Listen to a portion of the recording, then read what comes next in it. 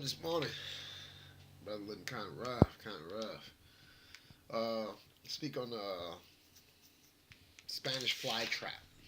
Um, there are many things in life that we run into that it looks so good to us, you know, for the second. It looks so good to us, but there's a lot hidden there that we don't see.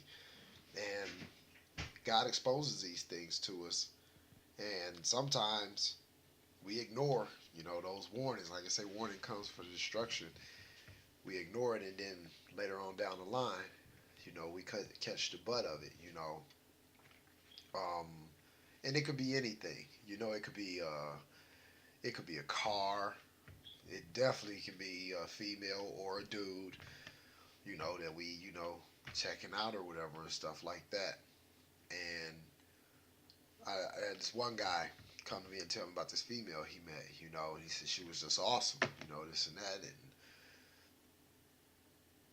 then he started to see, little stuff. He could hear God tell him, like, did you, check that out?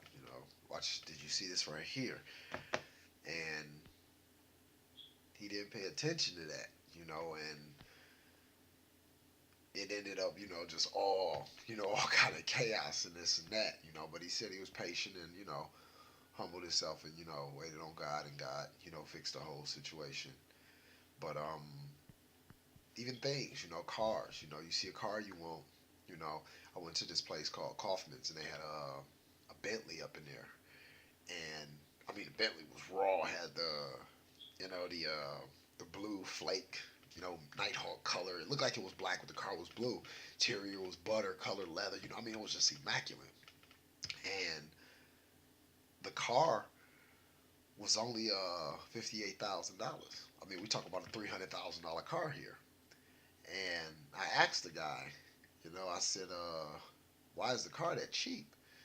He said, well, these cars, he said, they're not hard to get at all. He said, it's the upkeep that'll kill you. The car only had 48,000 miles on it. He told me, he said, a lot of people don't know this, but Bentleys need a tune-up every 50,000 miles. And a tune-up is $17,000.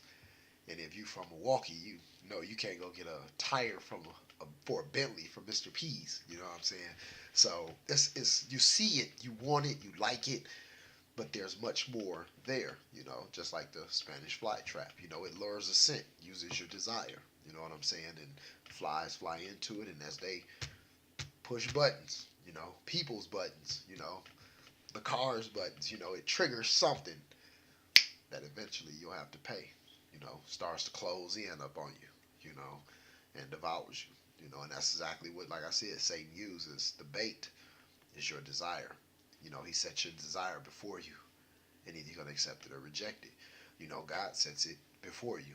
Either you're going to accept it or reject it. Don't force nothing on you. It says, I believe it's in Deuteronomy, it says, this day I set before you life and death. Choose life. He said he set something. He don't say he shove it down your throat. He don't make you take it. He only can present it to you because you have a free will, and he'll respect that.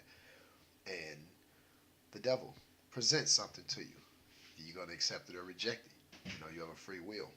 And either you're going to see it, still like it, it's your desire, but you might want to fly somewhere else and, get something sweet, because that trap ain't no joke. Once it closes, it closes.